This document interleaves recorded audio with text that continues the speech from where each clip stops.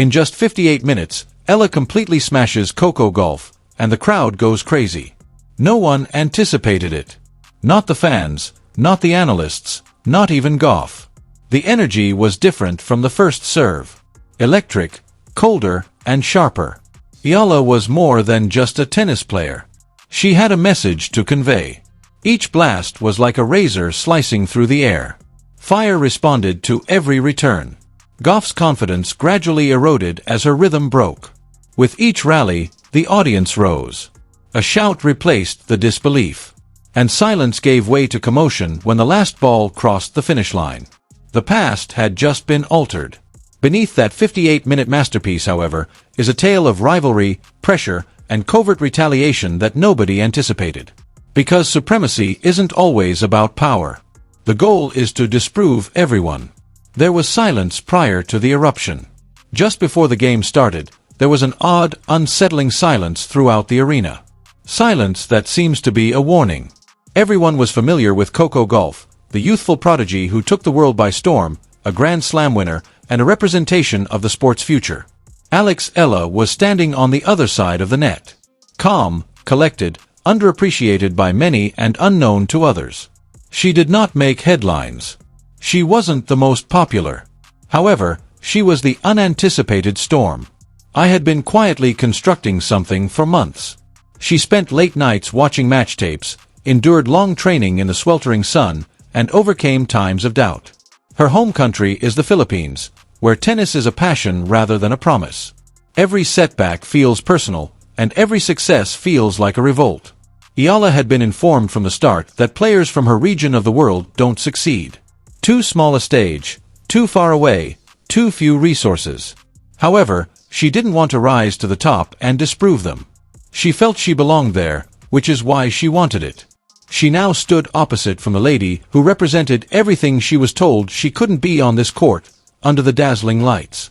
Coco Gauff is a warrior on the court, the face of contemporary tennis, the audience favorite, and the sweetheart of endorsements. It was not meant to be a close game. One-sided betting lines were used. A simple victory was predicted by commentators. However, there was something in her eyes when I moved to the baseline for her warm-up. A quiet form of rage. She wasn't present to take part. She was there to assume control. Her coach murmured something that only she could hear in the corner of her team. Disregard her identity. Recall your identity. It was more than just counsel. Ignition was the cause. As they waited for Gauff's trademark enthusiasm to illuminate the court, the audience muttered restlessly. The cameras flashed. Reporters jotted down notes, but even Gauff appeared a little taken aback as Eala's first serve, which was quick, clean, and perfectly on the edge, cracked like thunder. Nobody was ready to believe the story that was revealed in that first game. Eala was not responding to the beat of Gauff. It was dictated by her. Every movement was planned, every rally was measured, and the tension started to change in a matter of minutes. The audience, accustomed to applauding Gauff's supremacy, began to sense something strange. Uncertainty. Experienced admirers recognized the expression in Eala's eyes. Not nerves, not haughtiness, just such unadulterated concentration that it appeared nearly icy. The narrative of every instance in which she had been disregarded and every competition she had participated in under a false identity was contained within that concentration. It was more than just a match. It was a proclamation. The audience still had hope for a comeback when the first set got underway. With Gauff, they always did. Her legend was her tenacity. However, there was a murmur in the air that got louder with each point. This girl, who is she? Eala's shots had become declarations by the time she broke serve for the first time. There were gasps with each victory. Every rally concluded with incredulity. She was not grinning. She wasn't having a party. She was methodical, laser-focused, and locked in. The fiery and ferocious Coco Gauff appeared human all of a sudden. Additionally, the balance of women's tennis seemed to be shifting throughout that first 30 minutes. The quiet before the storm started to break. The eruption was on its way. There was just one rally at first. 41 defiant shots. Momentum is defined by this type of rally. The type that changes everything you believe to be true. Coco Gauff had just lost her serve. In an attempt to slow down the fading rhythm, she stood at the baseline and spun her racket. Alex Eala's gaze followed her over the internet. There was only that unwavering fire, no emotion, no smile. The first serve was delivered forcefully. Gauff's signature strength, a blur in the distance. Deep to the backhand, Eala caught it perfectly. The cross-court line, forehand, backhand, and back and forth came next. Neither was retreating. After every exchange, the audience gasped, as the tempo increased with each shot. Then it took place. Eala intervened, saw the angle, and smashed a forehand down the line with such force that it painted the baseline's edge. The tension was broken by the umpire's call. "Allah is the game." Gauff froze. Something shattered in the air as the crowd erupted. Not only did that point win a game, everything was altered by it. Coco appeared uncertain for the first time during the contest. Her gaze darted to her box in search of comfort. Her instructor gave a slow applaud, but it was clear from his demeanor. This was not intended to occur. Her face was unreadable as I carefully made my way to her chair and took a sip of water. Commentators attempted to explain it. One said, "Maybe Gauff's adjusting." "Eala is acting irrationally," someone else muttered. However, they were unaware that this was not a fortunate run. It was a tactic. Eala had researched Gauff. She was aware of the pressure spots. She didn't always choose winners.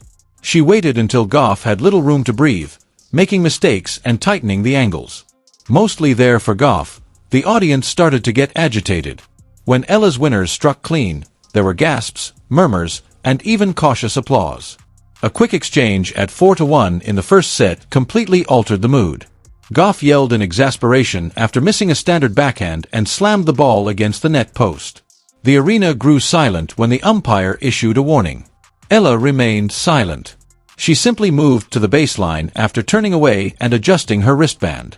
Because it was no longer merely competence, that moment revealed to the world who was in charge. It was psychology.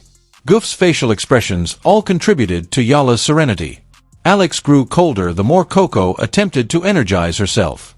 It was a startling contrast. One player is controlling time, while the other is chasing rhythm. The subsequent games flew by. Eala's retaliations were harsh, exact, and nearly surgical. She moved effortlessly in court. The audience was astounded when she broke for 51.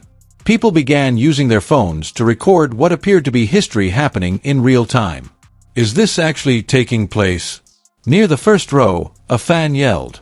The story had completely changed by the time the first set ended in 61. Words like overpowering thundering energy were increasingly being used by commentators. She was aware that the match was not yet over, yet she never once smiled. Not until the very end. Gauff attempted to reset during the second set. A few strong serves, a slower tempo, deep breaths. Momentum is a weird thing. It is difficult for it to return after it has shifted. And the spark had already become fire in Eala's eyes. Gauff's annoyance flared up once more by the fourth game. Eala's forehand touched the edge as she questioned a line judgment. "Out!" yelled Gauff. The umpire decided against it. Tension was in the air as the crowd jeered. Eala only nodded and got ready to serve once more. The illusion was totally shattered at that time. It wasn't a coincidence. This was dominance. Unstoppable, systematic, and pure. The audience rose once more, half in shock and half in appreciation, when I held serve with an ace down the tee. In real time, she was altering the narrative. One remark at a time, one game at a time. Because the young Manila woman wasn't competing against Coco Gauff at that precise moment. She was playing against all the doubts that had ever been cast upon her. And it appeared as though she was winning for the first time. The atmosphere in the arena had drastically altered at the beginning of the second set. What had started out as a Gauff-friendly audience had evolved into something chaotic, erratic, and electrifying. After each point, the sound of incredulity reverberated. The collective idea, "This can't be happening," was practically audible. Aya has already broken serve once more after winning a set. Her self-assurance had evolved into control, which was now perilous. It was subdued domination. Every motion felt deliberate. Each rally concluded precisely. She didn't yell, pump her fist, or celebrate.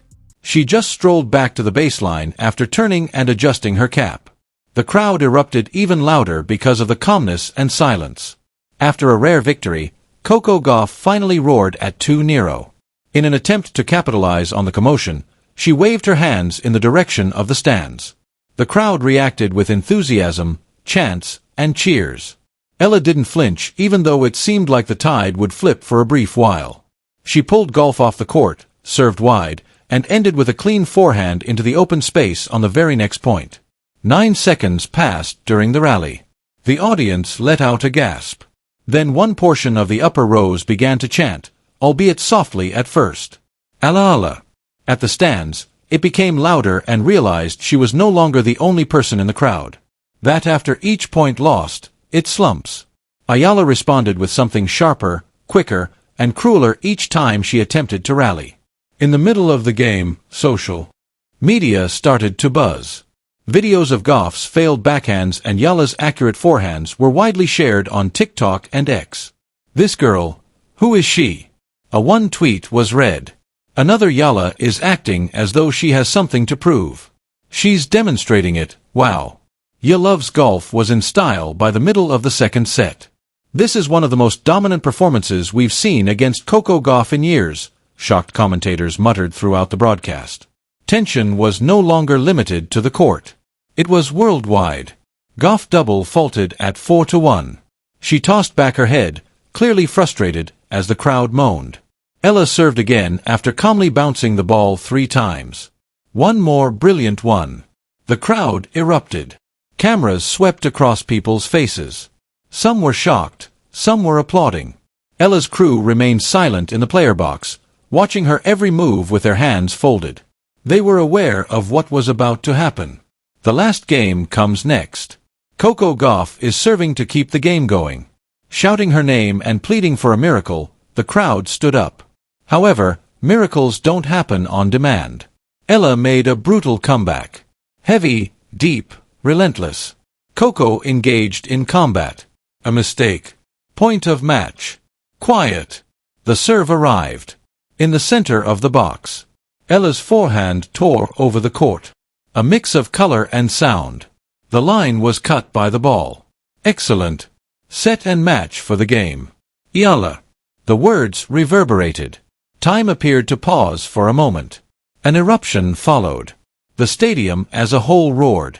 With their phones raised and voices piercing the din, fans jumped out of their seats. For a brief while, Eala stood motionless, gasping for air while gazing at the scoreboard. Car 6 took 58 minutes. Coco Gauff approached the net and extended her hand. Eala firmly met it. Quiet respect, no smirk, no haughtiness. However, it was captured by the cameras. Gauff's sportsmanship concealed a spark of irritation in her face. The uproar followed Eala as she left the court. As if they were watching the birth of something historic, the audience yelled her name. She didn't only watch things happen in real time, she looked back once. Long after the game was over, the sounds of the crowd continued to reverberate around the arena. Everyone felt as like they had just seen a tiny earthquake. Short, abrupt, and hard to ignore. With a towel covering her head, Coco Gauff sat by herself on the bench, taking in what had just transpired. This defeat wasn't merely a setback for a player accustomed to mastering every beat and story. It was incredulity.